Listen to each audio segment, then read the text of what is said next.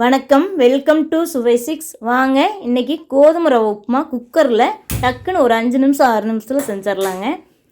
ஈஸியாக செஞ்சிடலாம். டக்குன்னு ஒரு பிரேக்ஃபாஸ்ட் செய்யணுன்னா இந்த மாதிரி ஒரு ரெசிபி செய்யலாங்க. ரொம்ப நல்லாயிருக்கும். இதுக்கு தேங்காய் எண்ணெய் நெய் சேர்த்துருக்குங்க. ஃபஸ்ட்டு வீட் ரவா உப்புமா சூப்பர் டேஸ்ட்டாக இருந்ததுங்க.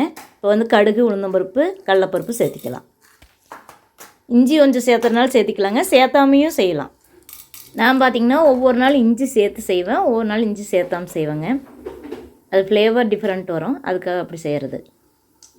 இப்போ பார்த்திங்கன்னா பெரிய வெங்காயம், பச்சை மிளகா, கருவேப்பிலை சேர்த்துருக்குறேங்க.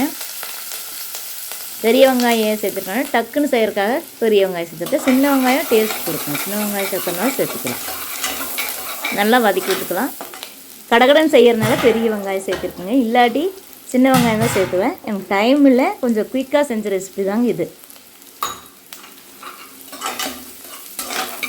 பாருங்கள், நல்லா வதங்கி வரட்டும்.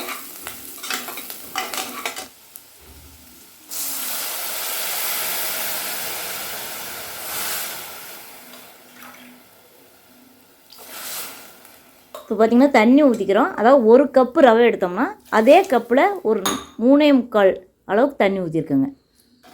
3.25 கப்பு தண்ணி குக்கரில் செய்கிறதுக்கு கரெக்டாக இருக்குங்க. நல்லா சாஃப்டாக வரும், நல்லா வெந்து வந்துடுங்க. அதுதான் குக்கரில் செய்கிறது. தம் போடுற மாதிரி உங்களுக்கு கொஞ்சம் நேரம் இருக்கிறதுனால நல்லா சாஃப்டாக இருக்குமா. நம்ம டக்குன்னு செஞ்சிடலாம், அது ஒரு காரணங்க. உப்பு சேர்த்துட்டோம், கொதிக்கிற விட்டுக்கிறோம். நல்லா கொதிக்கும் போது ரவையை சேர்த்து கிளறிக்கலாங்க.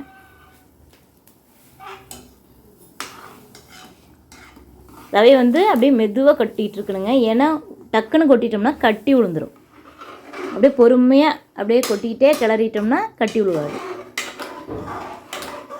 ரொம்ப சிம்பிள் ரெசிபிங்க, எல்லாத்துக்குமே தெரியும். இருந்தாலும் பெரும்பாலும் குக்கரில் செய்ய மாட்டோம். நான் அப்பப்போ குக்கர்லேயும் அப்பப்போ பாத்திரத்துலேயும் செய்வேங்க. எனக்கு டைமை பொறுத்து, அவசரத்தை பொறுத்து செய்வேன். நல்லா சாஃப்டாக வேணுன்னா குக்கரில் செஞ்சுருவேங்க. ஏன்னா அது நல்லா வெந்து அப்படியே உங்களுக்கு புழுங்கி அந்த மாதிரி சூப்பராக இருக்கும்.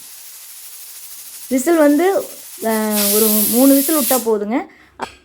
அது எப்படி அடுப்பு வைக்கணும்னா அடுப்பு சிம்மில் வைக்கணும் கண்டிப்பாக, இல்லாட்டி பிடிச்சிருங்க. சூப்பரான கோதுமை ரவை உப்புமாங்க, அருமையாக இருந்தது. டேஸ்ட் அட்டகாசமாக இருந்ததுங்க. பார்த்திங்கன்னா உப்புமா பிடிக்காதவங்களுக்கு கூட பிடிக்கும், அந்தளவுக்கு நல்லாயிருக்கும். பாருங்கள் பார்க்குறக்கே எப்படி இருக்குதுன்னு. இந்த வீடியோ பிடிச்சதுன்னா ஒரு லைக் பண்ணுங்கள். இந்த சுவை 6 சேனல் பிடிச்சதுன்னா சப்ஸ்கிரைப் பண்ணி சப்போர்ட் பண்ணுங்கள். என்னோடய இல்லத்தரசி கோலம் சேனலையும் பாருங்கள், அதில் கோலங்கள் நல்லா இருக்குங்க, உங்களுக்கு கண்டிப்பாக பிடிக்கும். அப்படி பிடிச்சதுன்னா என்னோடய இல்லத்தரசி கோலம் சேனலையும் சப்ஸ்கிரைப் பண்ணி சப்போர்ட் பண்ணுங்கள். தேங்க்யூ ஃபார் வாட்சிங்.